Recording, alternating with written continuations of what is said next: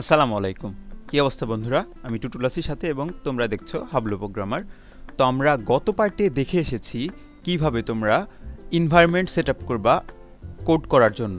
তো আজকের এই পার্টে আমরা HTML5 এর বেসিক কিছু নিয়ে আলোচনা করব। তো তোমাদের প্রশ্ন জাগতে পারে যে HTML কি জিনিস? HTML হচ্ছে হাইপারটেক্সট মার্কআপ ল্যাঙ্গুয়েজ। এটা হচ্ছে ওয়েবসাইটের একটা স্ট্রাকচার তৈরি করার জন্য একটা ল্যাঙ্গুয়েজ, যেটার মাধ্যমে আমরা ওয়েবসাইটের একটা স্ট্রাকচার তৈরি করি।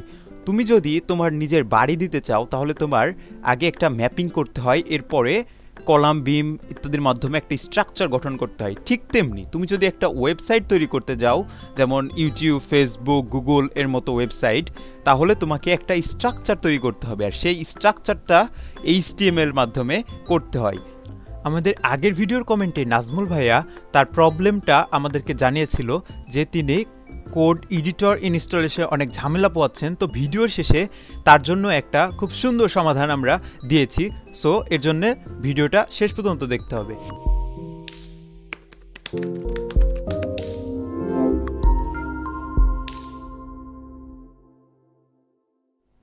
তো চলো আমরা দেখে আসি পৃথিবীর সর্বপ্রথম ওয়েবসাইট, যেটা টিম বার্নার্স-লি www বা ওয়ার্ল্ড ওয়াইড ওয়েব তৈরি করার সময় তৈরি করেছিল। তো আমরা যদি গুগল মামাকে the first website in the world লিখে যদি সার্চ দিই, তাহলে আমরা ঠিক এমন একটা ওয়েবসাইটের দিশা পাবো। এই যে দেখো, এই ওয়েবসাইটটা হচ্ছে পৃথিবীর প্রথম ওয়েবসাইট। দেখো, কোনো কিচ্ছু নাই, জাস্ট কয়েকটা টেক্সট লিখে রেখে দিছে। তো এই ওয়েবসাইটটার তো আমরা ফ্রন্ট ভিউ দেখতেছি, রাইট? ফ্রন্ট এন্ড দেখতেছি, তার মানে আমাদের কাছে রেজাল্ট শো করছে আমাদের ব্রাউজার। আমরা গুগল ক্রোমে এসে যখন এই ডোমেইনটা সার্চ করলাম, তখন এইটা আমাদেরকে জাস্ট ফ্রন্ট এন্ডেরটা আমাদের শো করতেছে। কিন্তু এর পিছনে যে অনেক কত খাটনি করতে হয়েছে, কত কোড লিখতে হয়েছে, সেগুলো কিন্তু আমাদেরকে শো করছে না। সো আমাদের এর পেছনের যে গল্পটা আছে, সেই গল্পটা আমরা এখন থেকে শুরু করব। আমরা যদি মাউসে রাইট ক্লিক করে ভিউ পেজ সোর্সে ক্লিক করি, তাহলে দেখতে পারবা এই ওয়েবসাইটটার পেছনের গল্প। ওয়েবসাইটটা তৈরি করতে কি কি লাগছে সেই জিনিস আমাদের সামনে কিন্তু শো করতেছে। দেখো, অনেক কিছু কোড, হিজিবিজি কোড শো করতেছে, অনেক লেখা শো করতেছে। এতগুলো লেখার পরিপ্রেক্ষিতে আমরা যদি ভিউ করি, তাহলে শুধু অল্প লেখা শো করতেছে। তো আমরাই আজকে থেকে দেখব এই আসলে এই লেখাগুলা কি জিনিস, হিজিবিজি লেখাগুলা কি জিনিস। তো এর চাইতেও যদি আমি আর একটা উদাহরণ দিই, যেমন আমাদের এডুকেশনাল যে ওয়েবসাইটটা আছে বাংলাদেশের, সেই ওয়েবসাইটে যদি আমরা আসি, তাহলে দেখো কিছু কিছু জিনিস আমরা দেখতে পাচ্ছি। যেমন এখানে একটা পিকচার রয়েছে, কিছু বড় বড় লেখা, এটাকে আমরা হেডিং বলে থাকি।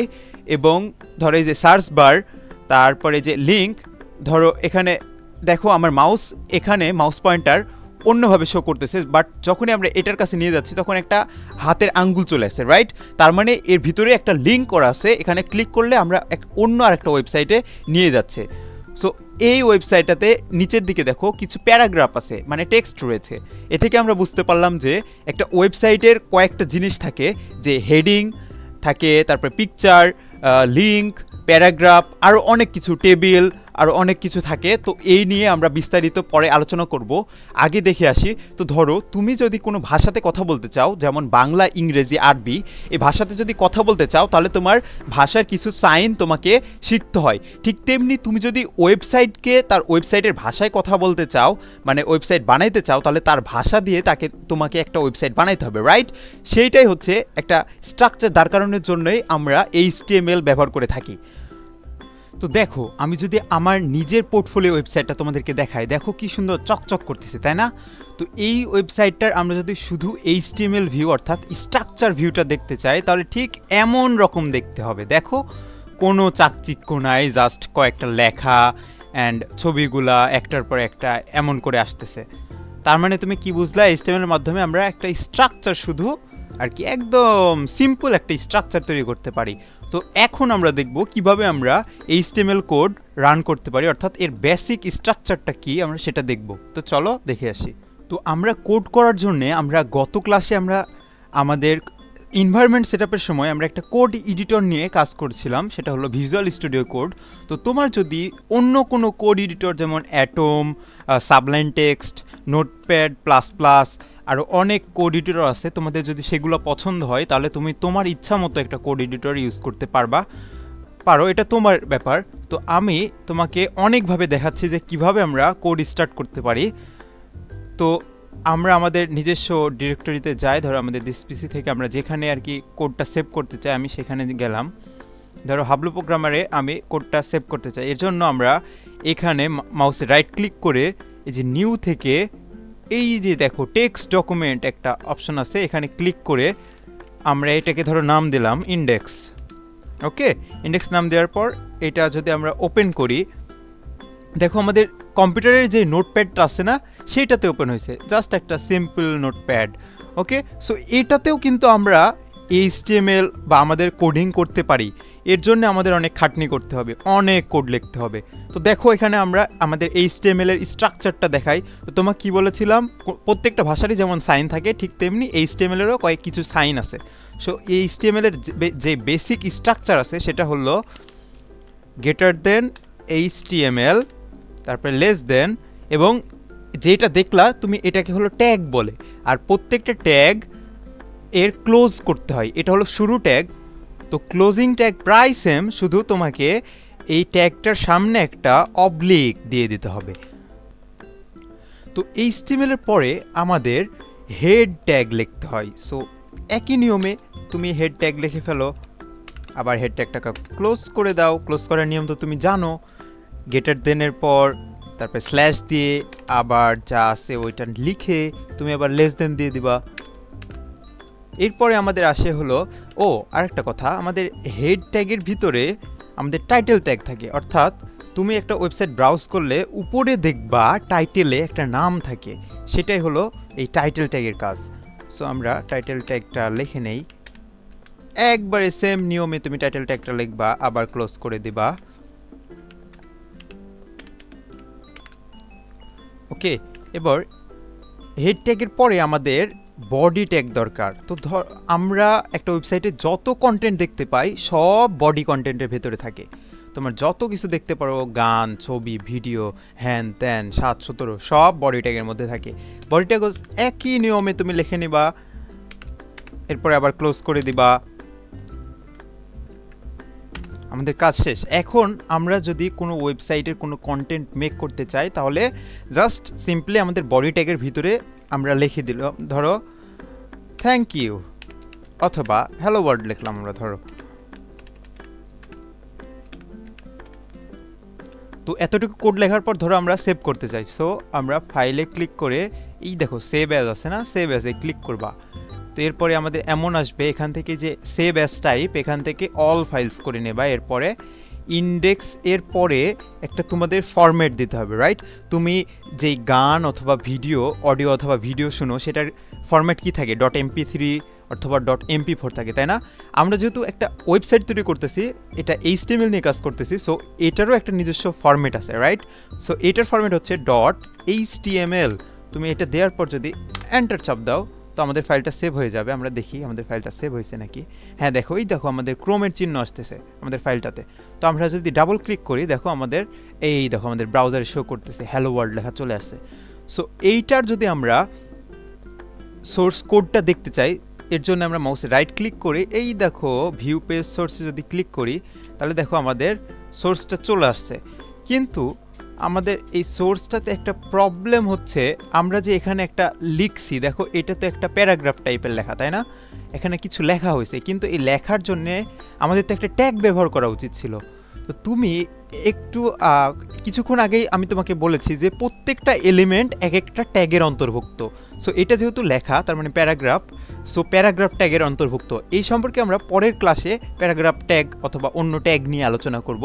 আজকে আমরা শুধু দেখব তুমি কি কি উপায়ে একটা কোড আর কি এডিটরে রান করতে পারো। সো আমরা এখন দেখলাম এটা হলো নোটপ্যাড, অর্থাৎ তোমার পিসির যেই সফটওয়্যার আছে ফ্রি সফটওয়্যার নোটপ্যাড, সেটার মাধ্যমে আমরা কোড কিভাবে সিনট্যাক্সটা দেখব।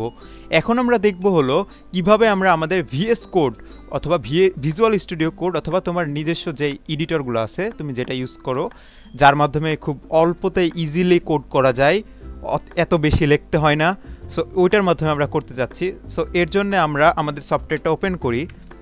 তুমি সফটওয়্যারটা ওপেন করে নিবা। এই যে আমি ভিজুয়াল স্টুডিও কোডটা ওপেন করলাম। তো অ্যাপ্লিকেশনটা ওপেন হওয়ার পর আমরা যেই ফোল্ডারটাই আমাদের ওই ফাইলটা আমরা রান করতে চাই, আমাদের ইন্ডেক্স ফাইলটা, আমরা সেই ফোল্ডারটা আমরা এখানে নিয়ে আসবো। এই জন্য ফাইলে ক্লিক করে এই দেখো ওপেন ফোল্ডার লেখা আছে, এখানে ক্লিক করব। ক্লিক করার পর এই দেখো আমাদের হাবলু প্রোগ্রামার যেই ফোল্ডারটা আমরা একটু আগে ক্রিয়েট করেছিলাম সেটা আমরা সিলেক্ট করে দেব। তোমার এখানে এমন নাও আসতে পারে, তুমি যেখানে আর কি তুমি যে ডিরেক্টরিতে সেভ করেছিলা সেটা সিলেক্ট করে এই যে সিলেক্ট ফোল্ডারে ক্লিক করবা, দেখবা এমন চলে আসবে। এই দেখো আমাদের চলে আসছে, আমাদের এই ফোল্ডারের মধ্যে একটা ফাইল আছে index.html।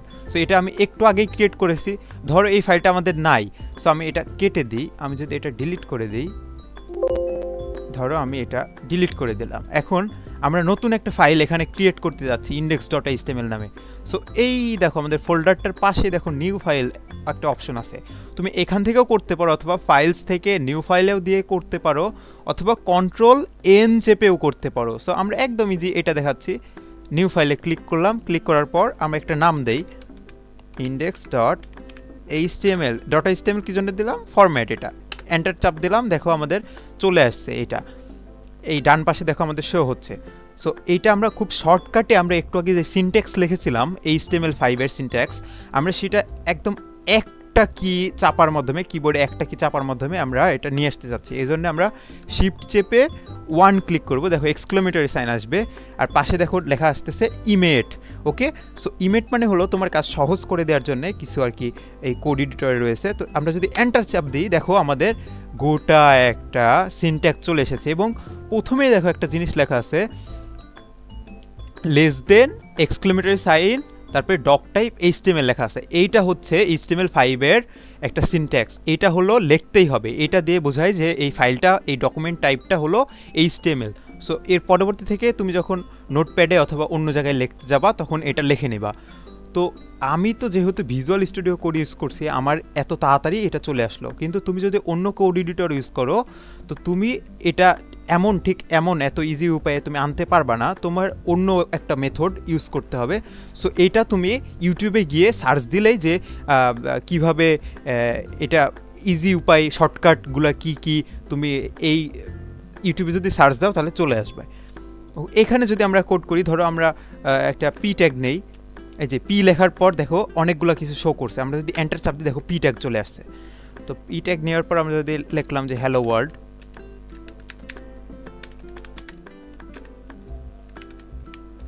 দেখো আমরা এটা যদি আমরা কোডটা রান করি, মাউসে রাইট ক্লিক করে এই যে দেখো ওপেন ইন ডিফল্ট ব্রাউজার, এখানে যদি ক্লিক করি দেখো আমাদের এটা রান হচ্ছে। সো এই দেখো হ্যালো ওয়ার্ল্ড চলে আসছে, আমাদের এটা কাজ করতেছে।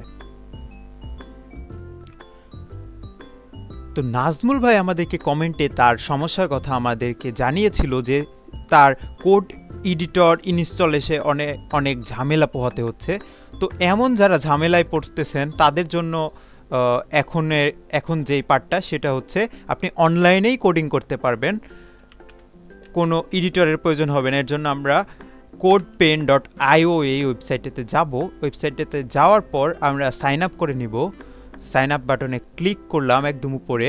ক্লিক করার পর আমরা আমাদের ফেসবুক দিয়ে সাইন আপ করে নিতে পারবো।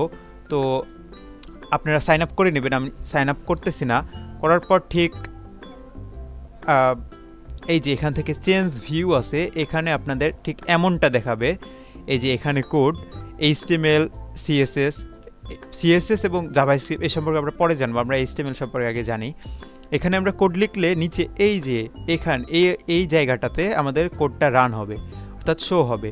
আমরা এই ভিউটাকে প্রথম এই লেআউটটা দিলাম, দেওয়ার পর আমরা একটু বড় করে নেই এবং আমরা যে HTMLটা লিখবো এটা বড় করে নেই। ওকে, সো আমরা HTML এর যে সিনট্যাক্সটা একটু আগে দেখলাম, আমরা সেই সিনট্যাক্সটা লিখে নেই। তো বন্ধু, তোমার তো মনে আছে অবশ্যই কিভাবে HTML সিনট্যাক্সটা আমরা লিখেছিলাম। তুমি অবশ্যই এখন খাতা কলম নিয়ে আমাদের আগে সিনট্যাক্সটা তুমি লিখে নেবে এবং তোমার মাথার ভিতরে গেঁথে নেবে।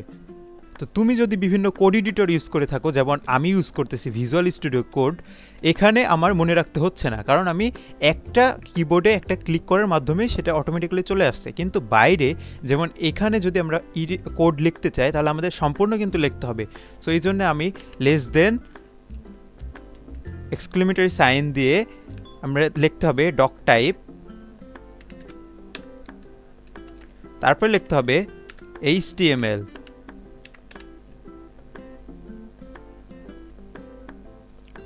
তারপরে গ্রেটার দেন সাইন দিতে হবে। এরপরে আমাদেরকে HTML এর যেই সিনট্যাক্সটা ছিল সেটা লিখে দিতে হবে। তো দেখো আমাদের HTML সিনট্যাক্সটা লেখার পর এরপরে আমাদের কি করতে হবে, আমরা যদি কোনো কোড এখানে যদি লিখি, অথবা ধরো আমরা ট্যাগ দিয়ে লিখলাম না, আমরা জাস্ট সিম্পলি লিখলাম যে হ্যালো ওয়ার্ল্ড।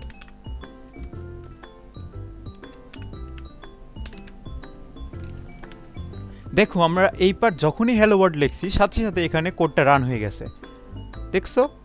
তো এই কোডটা আমরা যদি সাইন আপ করে লগ ইন করে না নেই তাহলে কিন্তু আমাদের কোডটা আমরা যখনই এটা কেটে দিব তখনই কিন্তু হারিয়ে যাবে। সো যদি তুমি কোডটা না হারাতে চাও তাহলে তুমি এখনই এটা সেভ করে নিবে। এই হলো HTML এর সিনট্যাক্স। আমরা নেক্সট ভিডিওতে হেডিং ট্যাগ নিয়ে আলোচনা করব। সো দেখা হচ্ছে পরের ভিডিওতে। Have fun, take a risk.